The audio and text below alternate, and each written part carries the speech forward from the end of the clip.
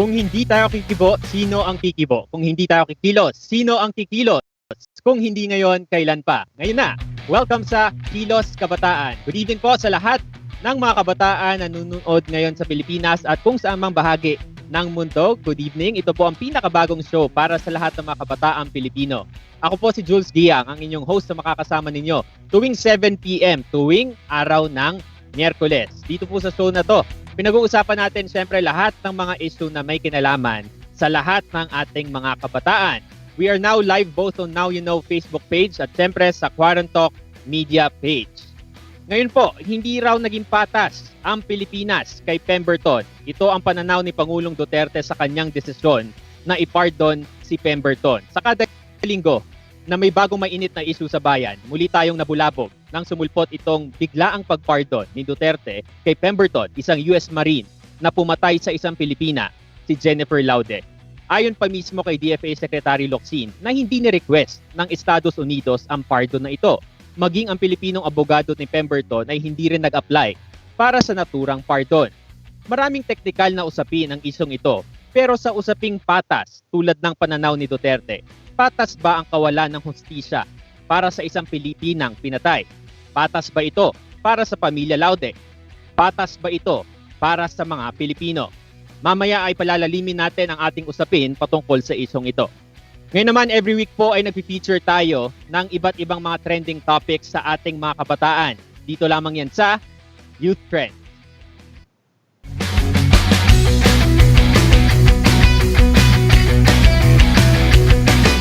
Alright, ngayon po balikan natin ang mga naging trending topics for the past week. Simulan natin yan dito. Netflix content, binabantayan ng MTRCB. Umani ng sari-saring opinyon mula sa mga netizens ang panukala ng Movie and Television Review and Classification Board o ang MTRCB na i-regulate at bigyan ng kaukulang rating ang mapalabas sa movie streaming website na Netflix. Noong September 3, sumangguni ang MTRCB sa Senado ukol sa usaping ito. Ito ay dahil maaari lamang umanong ma-regulate ng ating pamahalaan ang isang foreign-owned video on demand platforms kung sila ay may physical offices at operation sa bansa na rehistrado sa BIR. Ibig sabihin, wala pang malinaw na pamantayan ang bansa sa pag-regulate ng mga online films katulad ng mga ino-offer ng Netflix. Matapos umani ng pagbatikos mula sa ilang kongresista, nilinaw naman ng MTRCB na pamantayan ng bansa sa pag-regulate ng mga online films katulad ng mga ino-offer ng Netflix. Kaya nga ibig sabihin yan, pagbibigay ito ng paalala sa mga nasabing kumpanya na mag-self-regulate tulad ng ginagawa nila sa mga networks dito sa Pilipinas. Alinsunod daw yan sa batas na umiiral sa bansa. Nabanggit din nila na ang South Korea ay ginagawa rin daw ito ng kanilang gobyerno sa naturang kumpanya. Sumagot naman po ang Netflix, willing daw sila na sundin ang payong ito at kasalukuyang pinag-uusapan ang mga susunod na hakbang. Kayo po sa mga viewers natin, ano ba ang tingin ninyo sa issue na ito? Pwede po kayo mag-comment sa ating mga live viewing ngayon sa Now You Know at sa Quarantalk Media.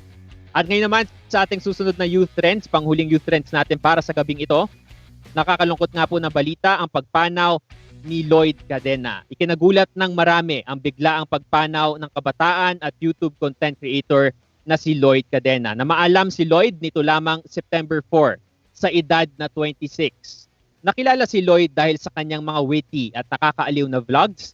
Pinahanga tayo ni Lloyd sa kanyang mga napakaraming mga kabutihan dahil sinikap niya na gamitin ang bahagi ng kanyang kinikita sa pagiging YouTuber upang makatulong sa kanyang sariling community. Actually, may vlog siya na nilabas before siya na maalam kung saan namigay siya ng mga tablets para sa mga estudyante na nangangailangan para nga sa remote learning. Kaya naman, rest in peace kay Lloyd at pakikiramay sa kanyang pamilya at sa mga fans sa buong mundo.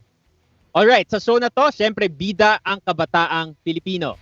Ngayong gabi kilalanin natin ang ating mga guest. Dito lamang yan sa Bidang Kabataan.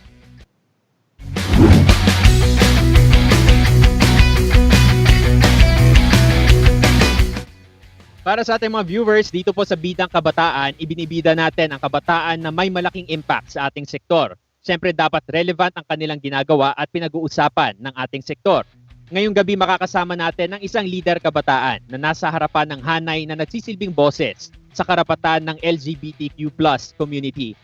Makakasama natin ang isang trans woman organizer, molecular biologist and educator.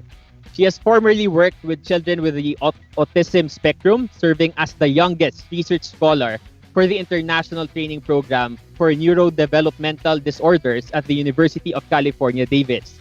Currently, our guest is the youngest director at the Center for Women's Resources, a research, training, and advocacy institute for women in the Philippines. She is a full-time organizer, and she is currently the spokesperson for Bahaghari, the political center of the militant and anti-imperialist LGBTQ+ movement in the Philippines. Let's welcome sa Kilos Kabataan, Rey Valmores-Salinas. Hi Rey, good evening sa'yo. Hello po. Thank you so much for having me. Yes, it's our pleasure Rey na makasama ka dito and welcome to the program. Sa ating pagsisimula Rey, ipakilala mo naman sa ating mga viewers ang ginagawa ng Bahaghari. Ano ba ang Bahaghari? Ayun po, bali ang Bahaghari, isa po siyang komprehensibong organisasyon ng mga militante at makabayang member ng Pilipinas or ng LGBT dito sa Pilipinas. Pag sinasabi natin komprehensibo, no, ibig sabihin nakikibaka kami para sa karapatan ng mga LGBT, pero kaakibat doon ay nakikibaka kami kasama ng malawak na hanay ng mamamayang Pilipino. So nakikibaka rin kami para sa karapatan ng mga magsasaka, sa karapatan ng mga manggagawa, ng mga indigenous people, kung saan nakapaloob din ang ating komunidad bilang mga LGBT. At naniniwala kami na hindi hiwalay ang laban ng LGBT sa laban ng malawak na hanay ng mamamayang Pilipino. I understand. Kaya talagang napakalawak, no, nung saklaw ng Bahaghari kasi talagang hindi na divide yung mga issues natin. Kumbaga, it's a very holistic approach yung ginagawa ng Bahaghari. Okay. Dumako na tayo dito sa pinaka-issue natin, Rey. Napanood ko yung speech mo kahapon sa may Quezon City, no? Nabanggit mo na tila paulit-ulit na pinatay si 𝗁𝗱𝗆𝗆𝗆, hindi lamang ni Pemberton, pero mismo ng Pangulo ng Pilipinas. Rey, ibahagi mo sa mga viewers natin ang inyong naging pagtindig sa pagpardon ni Pangulong Duterte kay Pemberton. Go ahead. Makikita naman natin, no, sa simula't-simula pa lamang 6 years ago, no, kahit sa simula pa lang na binigyan si Pemberton ng napaka-feeble na conviction mula sa murder binabato homicide, ang nangyaring conviction sa kanya, ikinukulong siya or pinakukulong siya ng 6 to 12 years. So imagine mo, no, pag ang isang sundalong Amerikano ay pumatay ng isang transgender na Pilipina, makukulong lang siya ng hanggang 6 na taon. Yun yung precedent na nasa-set doon. Bukod pa rito, no, napakarami ng mga pagbabaluktot na nangyari. Siya ay nakulong siya ay nakapaloob sila na exclusive sa camp select na Philippine officials ang maaaring pumasok. And who knows if Pemberton has even been serving jail time in the last 5 years and 8 months. Ang GCTA, mamaya siguro baka maaari nating pag-usapan yun ng mas masinsinan, pero binigyan ng ultimate na lifeline si Pemberton kahit hindi hinihingi ng US Embassy, kahit hindi hinihingi ng panig ni Pemberton ang pardon, no, si Duterte na mismo ay lumuhod at binigyan niya ng absolute pardon. Si Joseph Scott Pemberton. Hindi lang siya mapapalaya, siya ay mapapawalang sala, no, sa lahat ng ginawa niya sa ating kapatid na si Jennifer Laude. Right, Rey. Ayun nga, totoo yan. Talagang nagulat tayong lahat kasi parang out of nowhere. Parang last week, start ng September, yung umuugong lang na usapan ay dun sa apparent GCTA na baka pwedeng mag-apply na for Pemberton. Then biglang boom, kahapon, the past few days talagang absolute pardon yung binigay ng Pangulo. Even yung mga cabinet secretary sinagulat din dito na hindi rin pala ni-request ng US government. So parang we are assuming kasi ba last day ng ambassador yesterday, parang out of goodwill ba binigay ito ng Pangulo? We will never know. Pero now we move forward, Rey, no? We'll try to break down the issue to different angles now. Of course, now we start with the impact of that kind of decision to the LGBTQ+ community.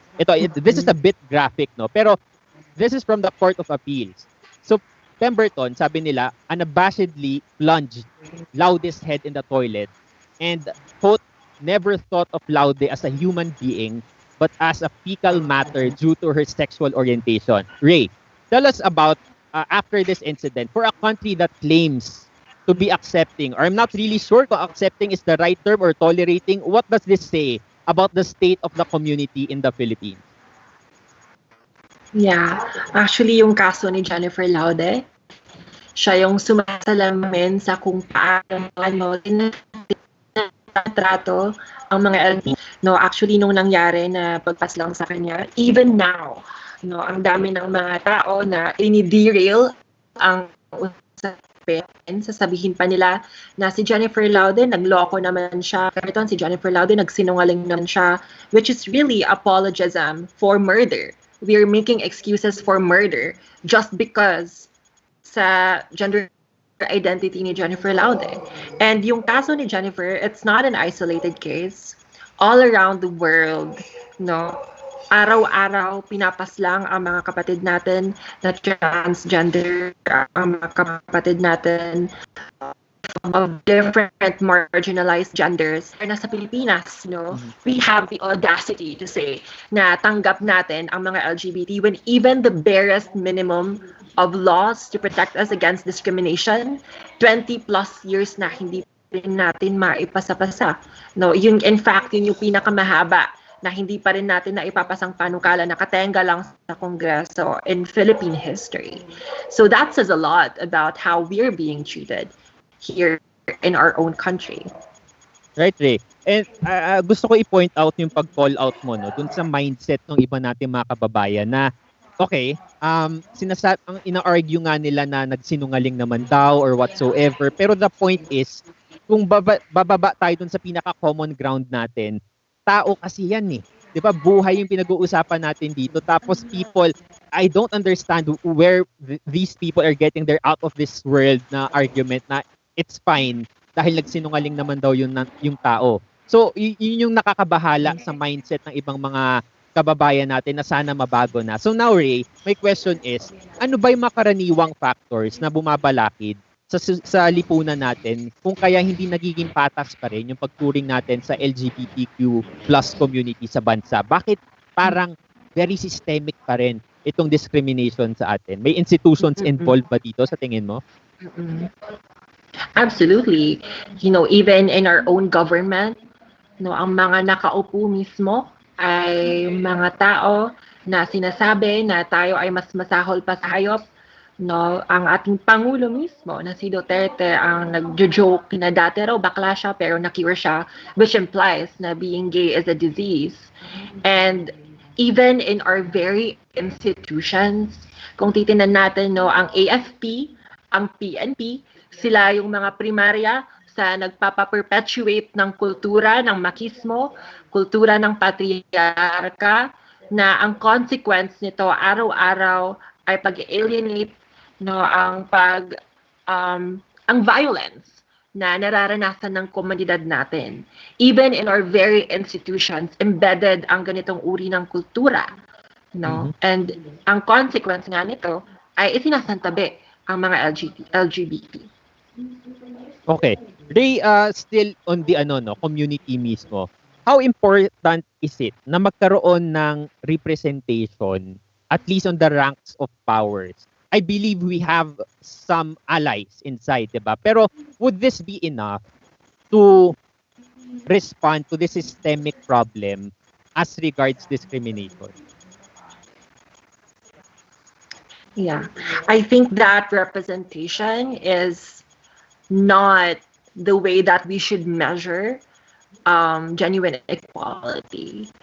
The thing is na having a person from a marginalized group in a position of power, it doesn't necessarily change the reality for the average people in that marginalized group. Pag-usapan natin ng kababaihan, no? We have had female presidents in the past. We have had Gloria Macapagal-Arroyo, for example, na infamous for her corruption.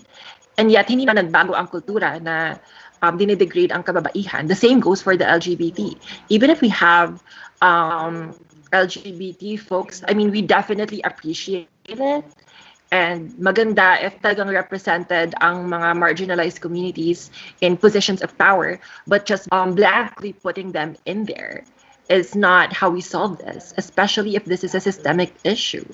No, for example, what point is there to have, say, an LGBT legislator sabihin niya, okay, I support LGBT rights, pero I support martial law. I support Duterte. Let's say, no, theoretically. What does that say kung halimbawa susuportahan mo ang isang pangulo na pumapatay ng mga mahihirap? Pag pumapatay siya ng mahihirap, kabilang doon ang mga mahihirap na LGBT. So when you say na you are someone in support of LGBT rights, while also voting in policies that kill the poor, particularly the poor LGBT. What you're saying is you're only fighting for the rights of the rich and privileged LGBT, which barely represents the community you claim to be fighting for.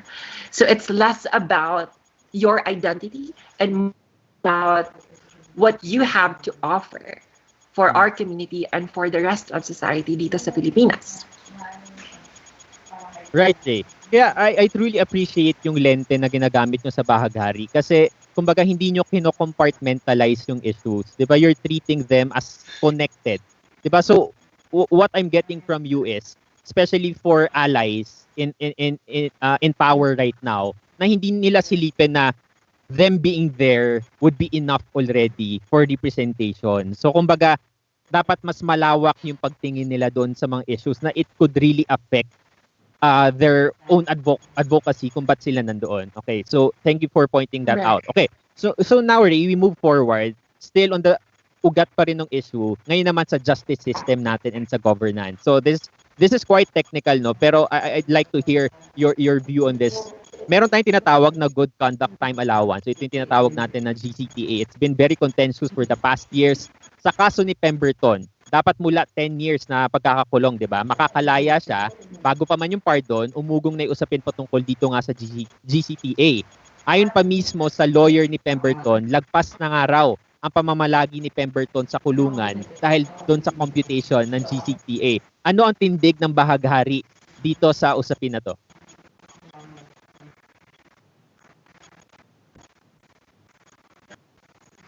So una, pag usapin ng GCTA, this only applies to non-heinous crimes. Murdering a transgender Filipina is in fact a heinous crime.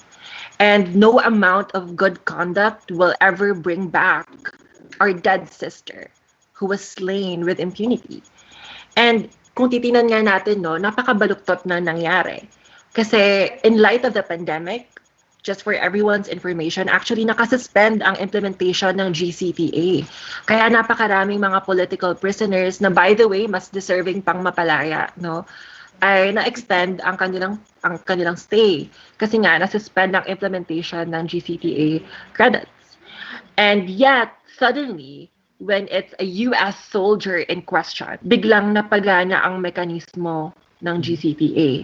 That alone is suspect. No, so bukod sa hindi dapat naman talaga nagko-qualify si Pemberton considering what he's done, no, makikita natin na nagbe-bend mismo ang mga existing natin na mga agreements and policies and laws just to fit, no, kung ano yung makakapag-benefit sa kanya. Right. And i-connect ko Rey doon sa sinabi mo na parang may pagkiling bigla dahil banyaga yung naging involved dito. So ipasok na natin dito syempre yung usapin sa VFA, dito sa Visiting Forces Agreement. Kasi naging dahilan umano ito para mas maging komportable pa yung pagkakakulong ni Pemberton dahil nga dito sa kaso niya. Ano naman ang pananaw mo dito sa VFA at sa pagkiling ng bansa natin, ng sistema natin dito dahil sa VFA? Actually, napakasusi talaga ang usapin ng VFA sa kaso ni Pemberton at ni Jennifer Laude. Nung araw na na-convict si Pemberton ng Olongapo Courts, may order na actually na ilipat siya sa Bilibid. So, di ba, sa Bilibid, kinukulong ang lahat ng mga convicted prisoners sa Pilipinas. But what happened nung nilalapitan na si Pemberton ng mga kapulisan, what happened ay pinalikutan siya ng mga sundalong Amerikano. And in-invoke Pemberton ang siya sa isang special facility na the aircon sa Camp Aguinaldo, no? And he has been spending the past 6 years in there. So sa doong aspeto pa lang, no, makikita natin na komportable si Pemberton ng dahil lamang sa Visiting Forces Agreement. Parte rin ng Visiting Forces Agreement sa kanyang stipulations na kapag ka may isang sundalong Amerikano na may sala, meron lamang tayong exactly 1 year para i-convict ang sundalong Amerikanong ito or else malilipat ang jurisdiction sa US courts. In which case, pwede lang nilang palayain. And so, isang naging taktika rin ng US military ay sinubukan nilang i-delay ang kaso, no, ni Jennifer Lau. Trinay nilang i-drag out for more than a year, trying nga to reach that stipulation para malipat ang jurisdiction sa US courts. But either way, the fact remains na we actually have never had custody of Joseph Scott Pemberton. The entire time, ang may hawak ay ang Estados Unidos. No, kahit pa may sala siya sa isang Pilipino, no, ang may hawak sa kanya, ang nagpapabuhay at nagpapakomportable sa kanya ang Estados Unidos. No, yun, kaya nakasentro ang usapin ng pagbibigay ng hustisya kay Jennifer Lau sa VFA. No, napakahirap na ma-reach kahit ang conviction alone. Napakahirap na makuha iyon ng dahil sa pagkiling mismo ng ating sistema para kay Joseph Scott Pemberton. Right. So God forbid, no? Pero should a similar incident happens again with the same perpetrators, kapag may VFA, this possibly can happen again na ganitong sitwasyon din, Rey. Yes, absolutely. In fact, it lends itself to the systematization of impunity by US soldiers. Si Jennifer Lau, hindi siya yung pinakauna na biniktima sa ganitong pamamaraan ng mga sundalong Amerikano. Halimbawa, we had the Subic rape case of 2005 with Nicole. Ginahasa siya ng isang sundalong Amerikano na si Daniel Smith. Pero ang nangyari naman kay Nicole, inatras ang kaso. No, na-drop ang charges. So, sa pagkakataon na mapaparusahan natin ang isang sundalong Amerikano na may sala. Pero dahil nga sa existing na skewed military agreements and dahil mismo ang ating gobyerno ay kumikiling sa mga dayuhan, no, parang wala lang ding kwenta ang lahat na pinaglaban natin para sa hustisya. Right. Okay. So now I'll try to link this with the personalities involved, Rey, no? For president like President Duterte, who has been boasting that he will be following independent foreign policy, tapos may ganitong klaseng desisyon siyang ginawa. What does it say about his leadership? What do you think? Ayun. So, makikita natin, no, si Duterte actually throughout his entire presidency, namamangka siya sa dalawang ilog. Ang dalawang ilog ng US at ng China. All the while, pretending na he has the interests of the Filipino people in mind. Nung simula, no, actually nagkaroon ng point na sinasabi pa ni Duterte na kontra siya sa US, na ipapabasura niya ang VFA. And yet, when he announced na ipapabasura niya ang VFA, which by the way was for the pettiest of reasons, aka hina-reject ang visa ni Senator Bato. Pero nung sinabi niya na ipapa-abrogate na niya ang VFA, nagpatuloy pa rin ang balikatan exercises. Yung balikatan exercises, ito yung pag pumupunta rito ang mga sundalong Amerikano para turuan essentially kung paano pumatay ang ating mga sundalo dito. Nagpatuloy ang balikatan exercises, nagpatuloy ang operations ng military bases as if nothing happened. No, and now, malinaw nga, no, na i-uphold ito ni Duterte ang Visiting Forces Agreement at binigyan pa niya ng absolute pardon si Joseph Scott Pemberton kahit hindi pa niya ito hiningi. And it shows, no, ito yung final nail in the coffin to how Duterte is really cementing his place in history bilang isang traidor sa mamamayang Pilipino. bilang isang tuta. No, yun yung pinaka-accurate, sorry to say it, pero yun ang pinaka-accurate na description sa kanya. Isa siyang tuta ng Estados Unidos at tuta ng mga banyaga. When it was demanded of him, no, si Duterte, kaya niya sana na i-assert ang soberanya natin by saying na dapat si Pemberton ay makulong sa bilibid kung saan siya nararapat. He did not do that.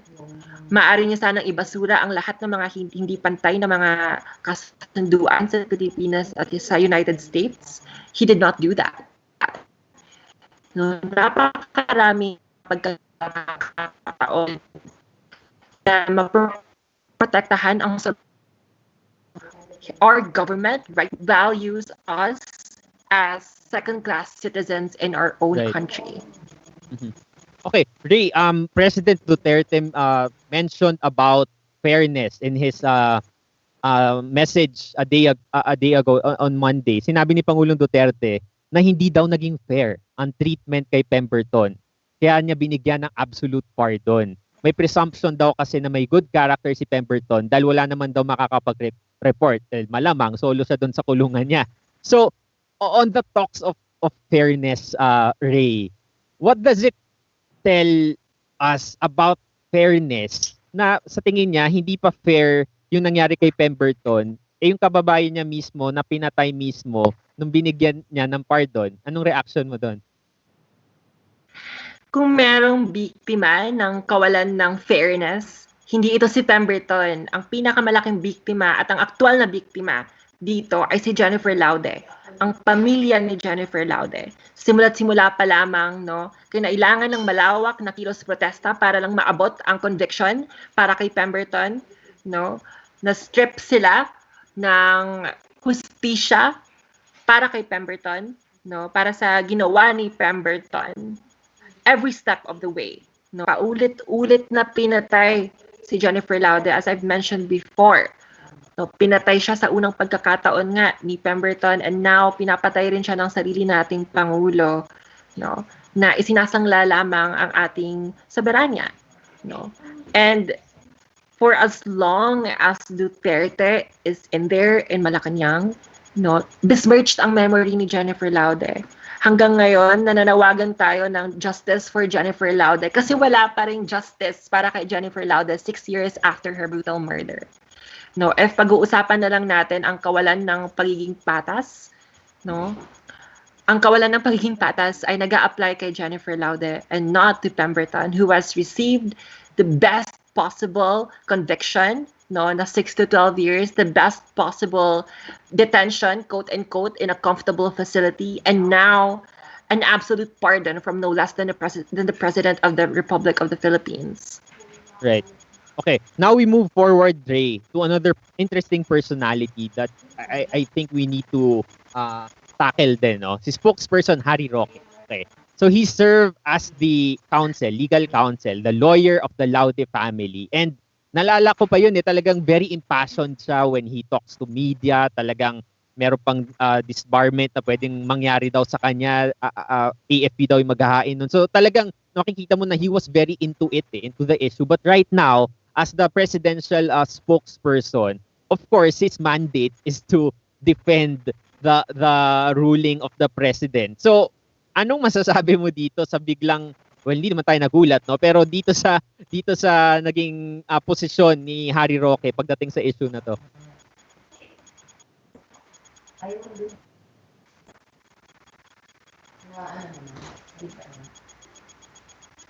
Hello? Sorry, I think Yes, there was just a hitch with my internet. Pero we were talking about Roque, no? Yeah. Si Roque ay isang ehemplo ng tao, no, na he sold his morals to be in bed with those in power. Kailangan mo ng napakakapal ng mukha para magsabi na ikaw ay isang human rights defender only to flip-flop years later and defend the very person who's being accomplice to the crime that was committed, which is Duterte, by freeing Pemberton. No, kailangan ng insane level of pagiging kapal ng mukha, no, para mag-posture as someone na pinaglalaban ang soberanya natin, na pinaglalaban ang kababayan natin, and yet now, no, you're on the same side of the people you claim to be fighting. Right.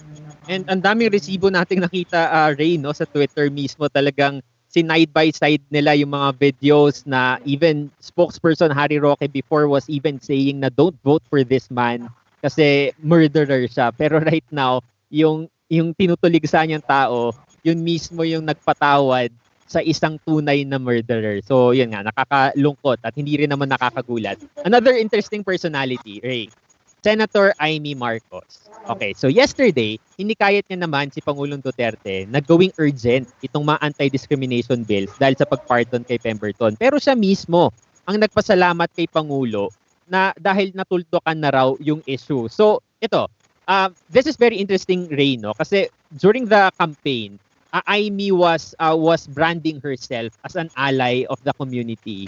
But what does this tell about her position on this issue? What do you think?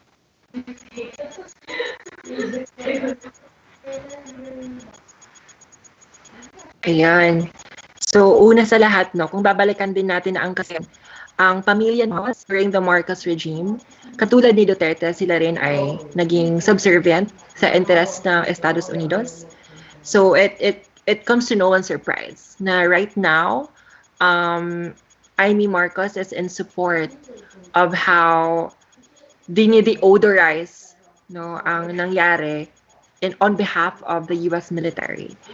And bukod pa roon, no, sa sinasabi natin na before, during the campaign season, si Amy, sinasabi pa niya na mag-elect tayo ng tunay na bakla sa Kongreso or sa Senado, no? And now, malinaw, sinasabi niya na ipasa na lang natin ng ADB para masiyahan ang mga LGBT after sa nangyari kay 𝗵𝗏𝗆. That is just blatantly showing kung paano tinutokenize tayo ng mga politiko. And that is exactly the danger with politics na nakatuon. Halimbawa sa usapin ng LGBT, pero hinihiwalay mo siya sa usapin ng mamamayang Pilipino, sa usapin, in this case, ng and that goes to show na even Amy herself, no, is not someone that could be trusted as sincere when it comes to LGBT, because clearly, no, ang support lang niya for LGBT rights goes so far as when it benefits her as well. No. Pero when it comes down to it, when it comes to defending an actual member of the LGBT community like Jennifer Laude, tiklop siya. Yeah. Okay. Ray, from the personalities, let's now talk about the people, the public. Okay, so this week, nag-number 1 trending sa Twitter itong hashtag Justice for Jennifer Laude after nga the pardon of President Duterte to 𝗵𝗏𝗆. So my question is, ikaw as an organizer and in the context of a pandemic, how do we ensure kaya na beyond the borders of the online world, beyond the trending topics, how do we make sure that this kind of topic will translate offline, as in sa mindset mismo ng mga kababayan natin? Kasi we need also to recognize na meron ding mga kababayan natin defending pa 𝗵𝗏𝗆 just because they idolize their idol, which is the president. So how do we address this kind of problem in organizing and in changing the mindset of people? Right. So, sa kasalukuyan, no, talagang napakalaki ang restriction pagdating sa organizing and pagdating sa pagpapakita natin ng dissent dahil nga sa pandemic. No, ang kalakhan ng mga kinikilusan natin ay nasa social media.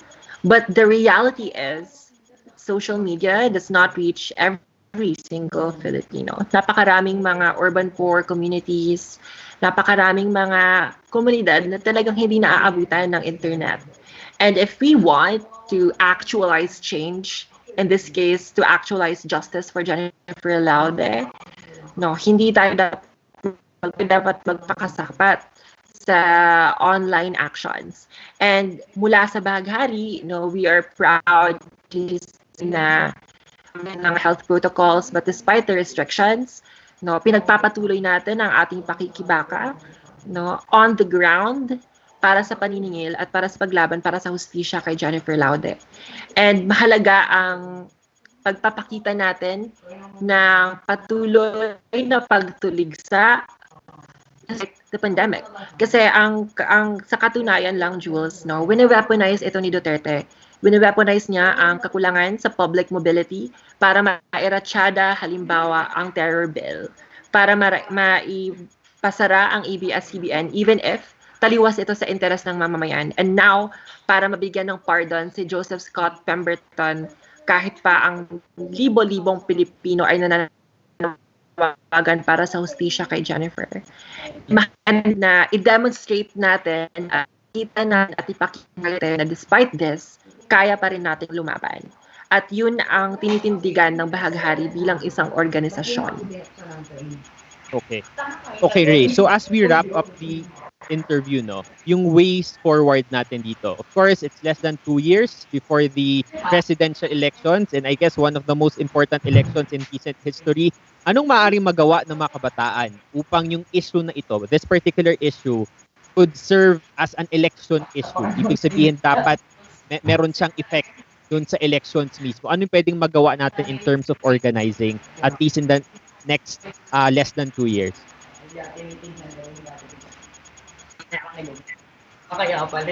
So, una,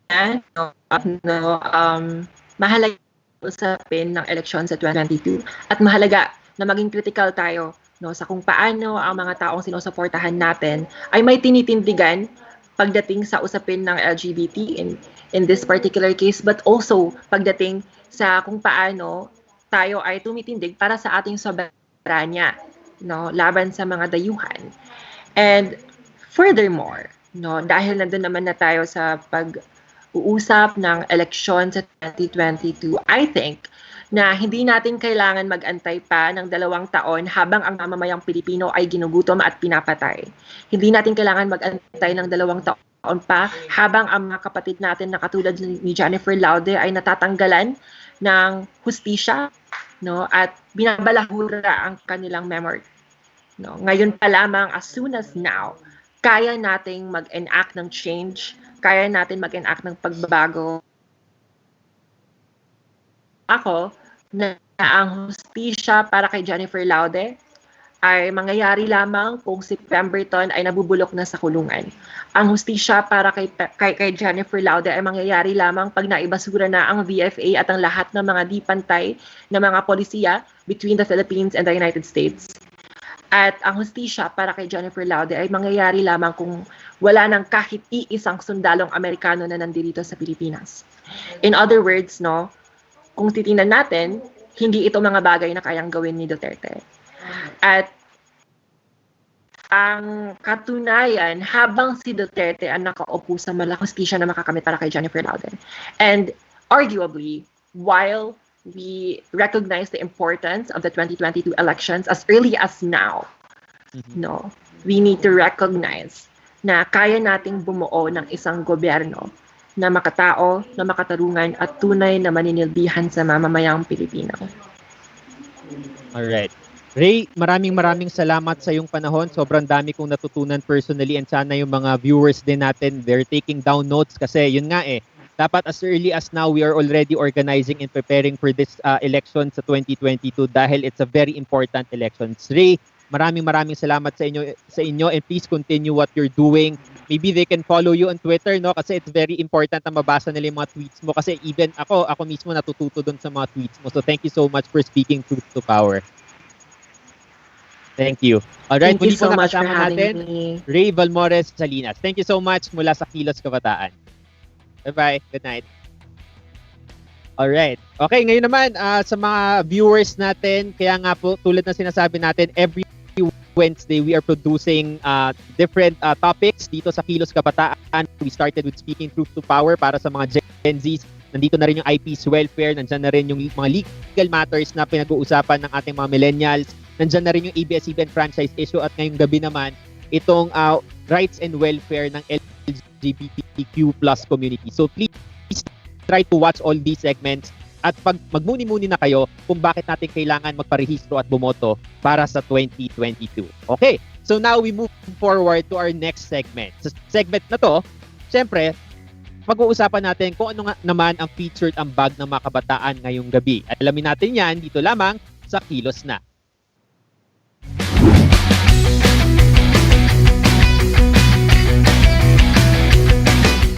And as promised, sa episode po na ito ay may progress na po tayo para sa ating search for the next Kilos Kabataan Gen Z host. Panoorin po muna natin ito.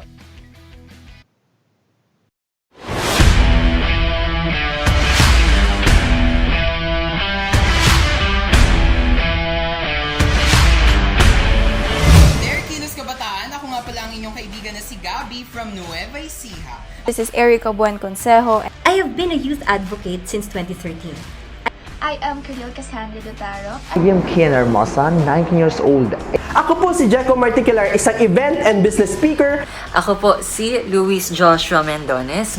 I am Brian De La Peña. Ako ay si 𝗁𝗶𝗆𝗆𝗆𝗆𝗆𝗆, 24 years old, galing sa Makati. I am Ryan Mercado and I'm 20 years old from the City of Stars, Quezon City.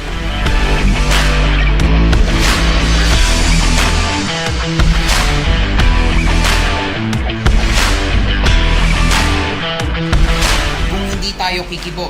Sino ang kikibo? Kung hindi tayo kikilos, Sino ang kikilos? Kung hindi ngayon, kailan pa? Ngayon na. Magandang gabi. At welcome sa Kilos Kabataan.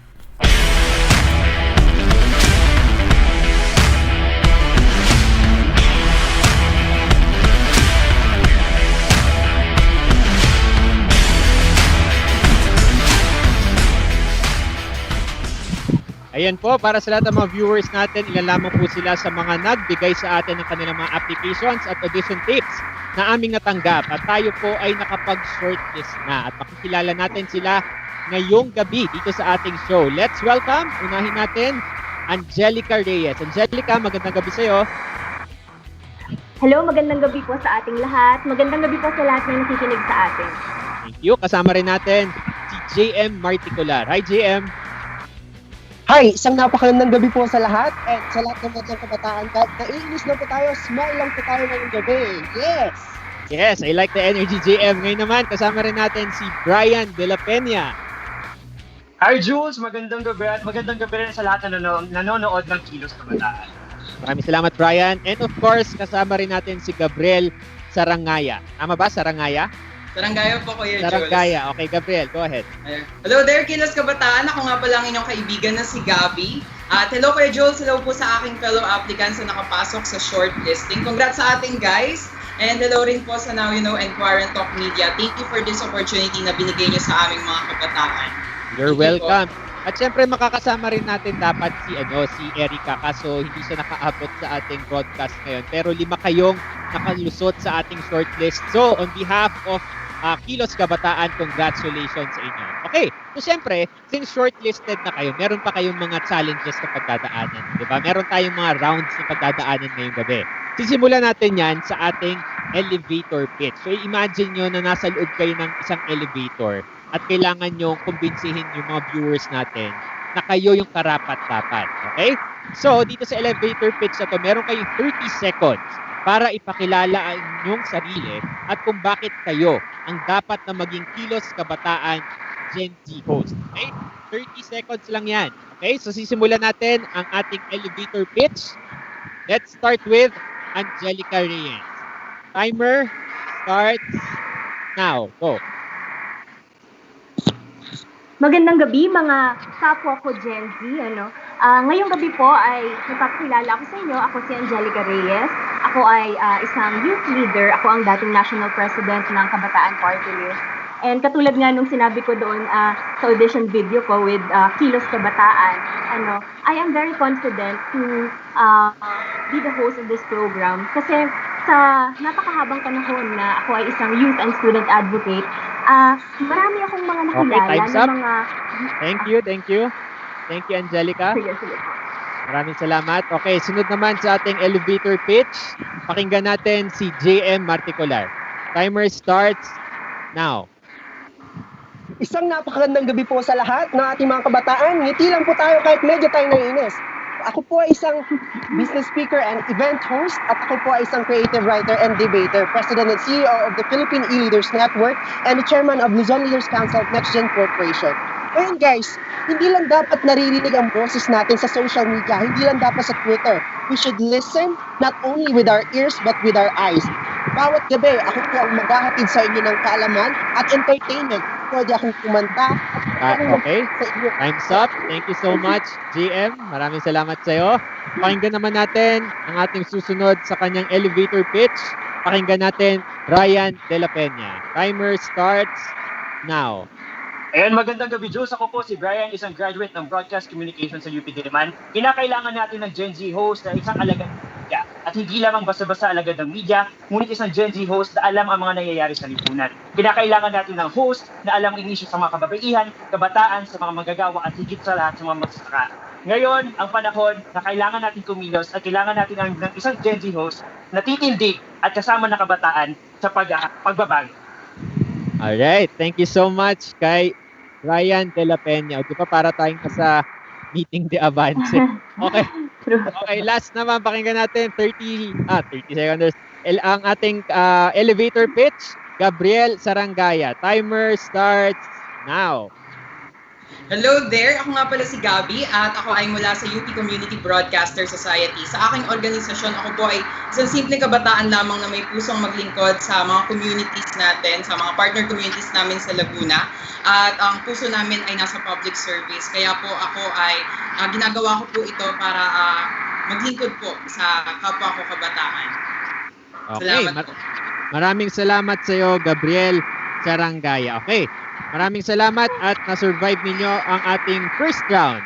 Okay, ang ating next round naman, ito yung tinatawag natin na issues round. So, syempre, kung napansin nyo, for the past, may isang buwan na pala tayo, no? Kasi nakaka-5th episode na ata natin to. Tama pa? Yes, 5th episode na ata to. Okay, so for this round, issues round tayo. Sa round na to, titimbangin natin ang inyong kaalaman sa mga issue panlipunan. Meron kayong 30 seconds ulit upang pag-usapan ng issue na i-assign ko sa inyo on the spot. Okay? Simulan natin kay Angelica on the issue of the Visiting Forces Agreement of BFA. Angelica, simulan mo na. Yung Visiting Forces Agreement po, isa itong napakalaking issue ng bansa na kinakaharap natin.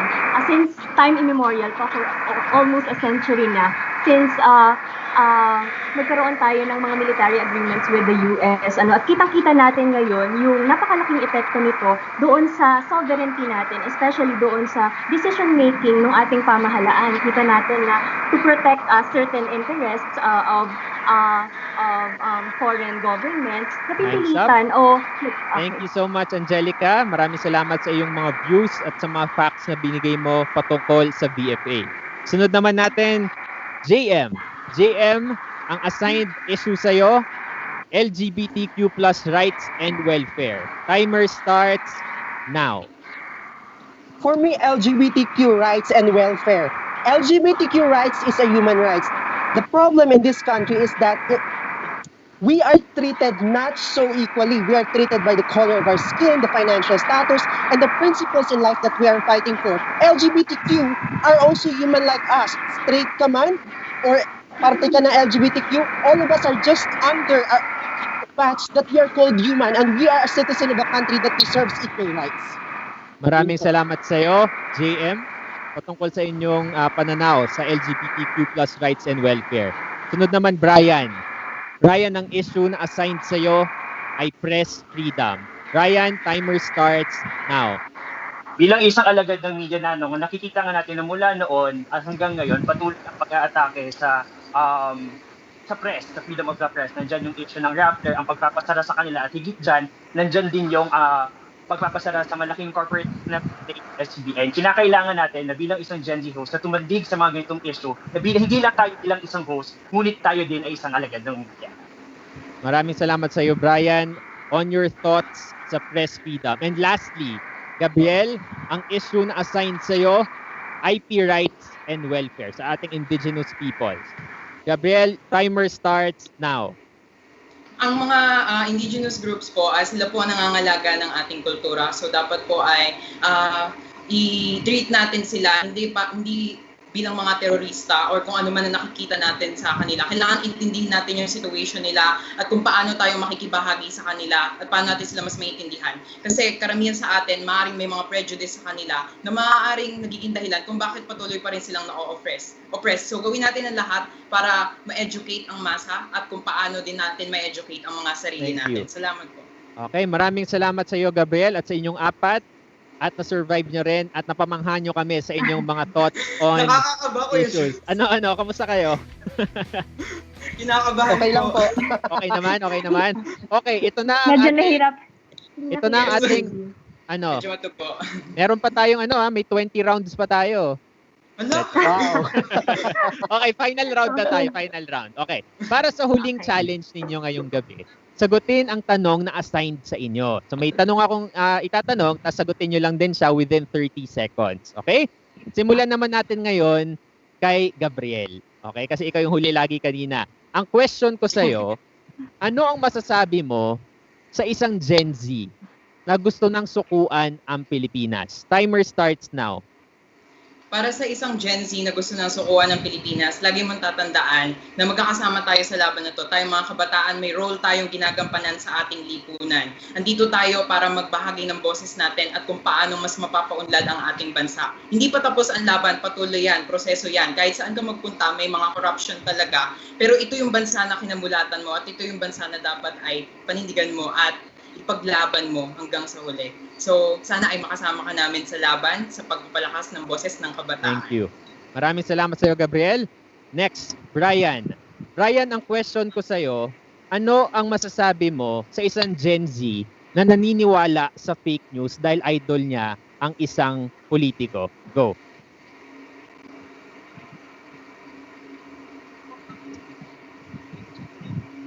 Brian, pa-unmute. Naka-mute ka ata ngayon. Ulitin natin, ha? Okay, ready? Ano masasabi mo sa Gen Z na naniniwala sa fake news dahil idol niyang isang politiko? Brian, go ahead.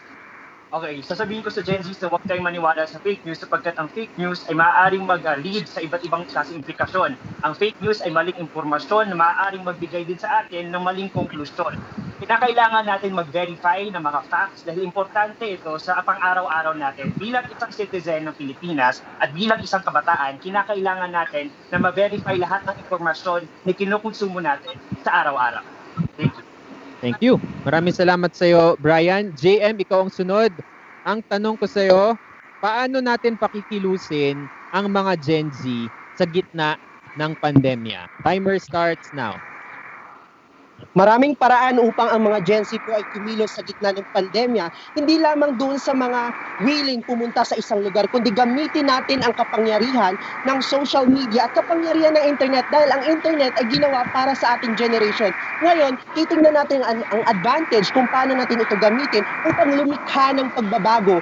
Kagaya na lamang ng pagtuturo sa mga kabataan kung paano ang tamang pagboto, gamitin ang utak at isip natin upang alamin kung sino ang karapat-dapat na ihalal sa darating na eleksyon. Maraming salamat po.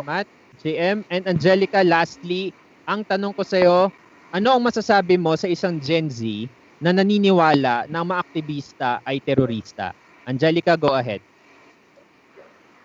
Ang paniniwala mo na maaari kang makapagbigay ng opinyon. O ang pagbibigay mo mismo ng opinyon ay isa sa mga karapatan na ipinaglaban ng mga aktivista ng mga nakaraang henerasyon. At hanggang sa kasalukuyan ay patuloy natin itong ipinaglalaban. So, mabuti para malaman natin kung may katotohanan ba yung mga sinasabi ng mga aktivista, mag-aral tayo ng ating society, hindi lamang doon sa loob ng classrooms natin, kung hindi nandyan ang napakaraming information sa social media, sa internet, at makipag-usap tayo mismo doon sa mga aktivista at doon sa iba't ibang mga sectors ng society natin. Thank you. Okay. So, ito na, ang maraming salamat at yun na final round natin. Pero siyempre, tuloy-tuloy tayo sa isang bagong segment. Okay lang ba, Paul? Last na talaga. Para lang makita natin creativity ng ating mga Gen Z host. Okay, sa part na to, mag-a-assign ako ng pair. Tatanungin nyo yung ka-pair nyo. Kahit anong tanong. Okay? Simulan natin kay Angelica tatanong kay JM, tapos JM ang sagot mo ay 30 seconds and then. And the same goes for the next one. JM will ask Gabriel, JM will ask Brian, Brian will ask Gabriel, Gabriel will ask Angelica. Okay, so let's try to make it fun at the same time socially relevant pa rin. Okay, Angelica, simulan natin. Magbigay ka ng tanong kay JM. Go ahead, Angelica. Okay. I'm sorry, kanino pa kay? JM. Okay.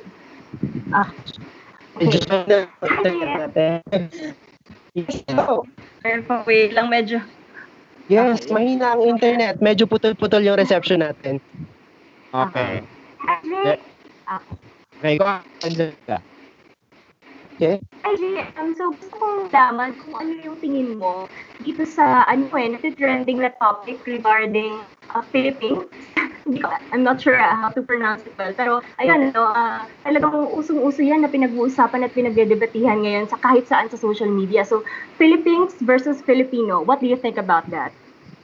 I think hindi dapat magkaroon ng paglalaban between sa isang bansa at sa tao nito. I think ito yung panahon na kailangan nating mag-unite into choosing the proper leaders that deserve to be in the front of our country in order na para ayusin ang mga problema natin. Dapat ibuwagin natin yung stigma na merong hidwaan sa ating bansa at sa mga citizen nito.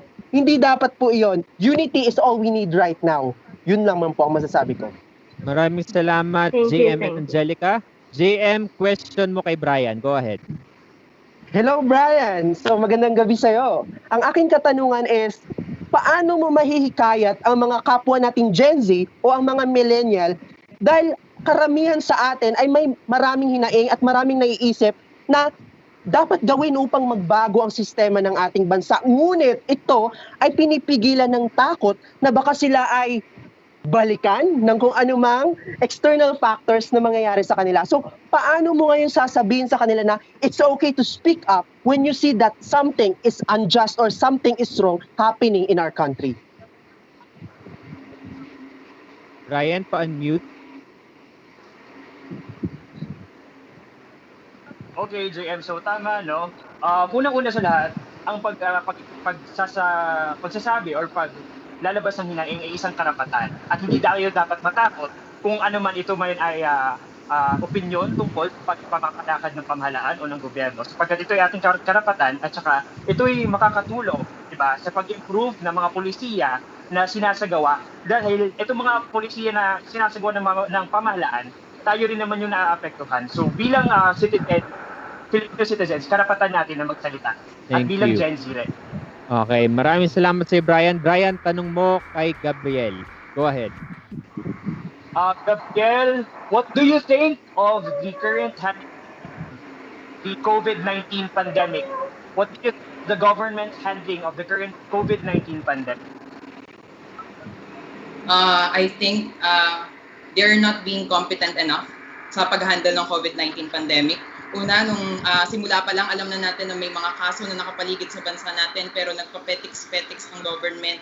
And sa tingin ko, dapat mas na-handle pa siya na mas maayos ng mga panahon na madali pang i-trace yung mga cases. Ngayon na dumadami na yung mga kaso, medyo ngayon natin nirarush yung pag-response. Kaya medyo kailangan ay gawin natin yung magagawa natin para i-pressure or i-push yung government na gawin yung kanyang dapat gawin. Thank you so much, Gabriel and Brian. Gabriel, last question kay Angelica. Go ahead.